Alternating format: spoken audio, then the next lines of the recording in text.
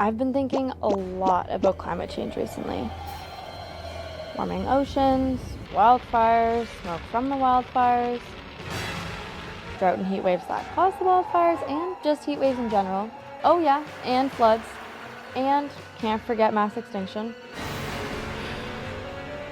It's stressing me out a lot. Is that normal? Definitely. The things you're upset about are real. Your state of mind is sometimes called eco-anxiety, and a lot of people are talking about it. They are? Here, let's break it down. This is Kane Explains Eco-Anxiety. So, what is eco-anxiety? It's a general feeling of dread and fear about climate change disasters that are happening now or expected in the future. Young people are definitely affected.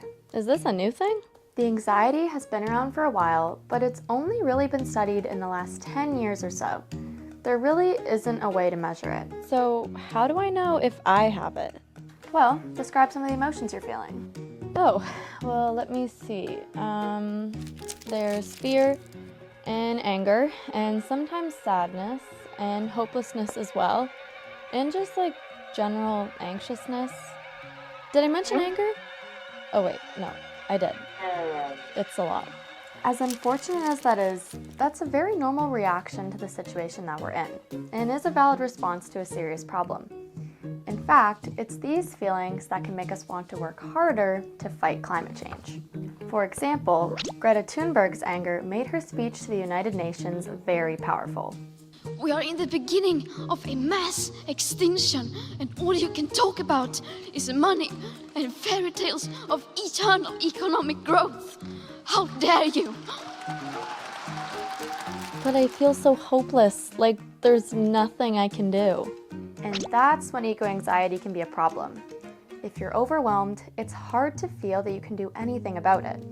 Okay, so I'm dealing with my eco-anxiety, which is a normal reaction to climate issues, but not if it makes me feel helpless or overwhelms me?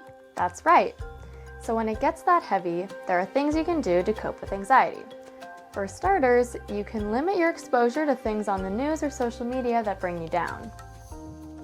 And there are other things that you can do. Exercise, meditate, go out into nature, plant a community garden, maybe even take part in a climate protest.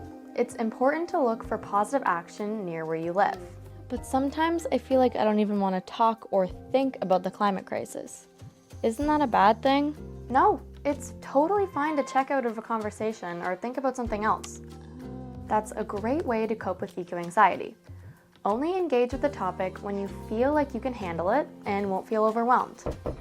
Oh my God, Isabelle, did you see this post about the ocean currents? It's crazy. You need to read this. Lincoln, sorry, I just can't right now. Wonderful, Isabelle, that's exactly it. Well done. And being good to yourself can also mean enjoying the good things, like music, laughter, and hanging out with friends and family. So, if I follow these steps, I'll be cured of my eco-anxiety? It's not really something that needs to be cured. Remember, eco-anxiety is a valid response to problems we are facing.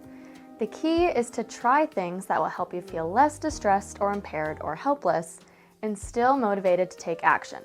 And action is where the hope comes from.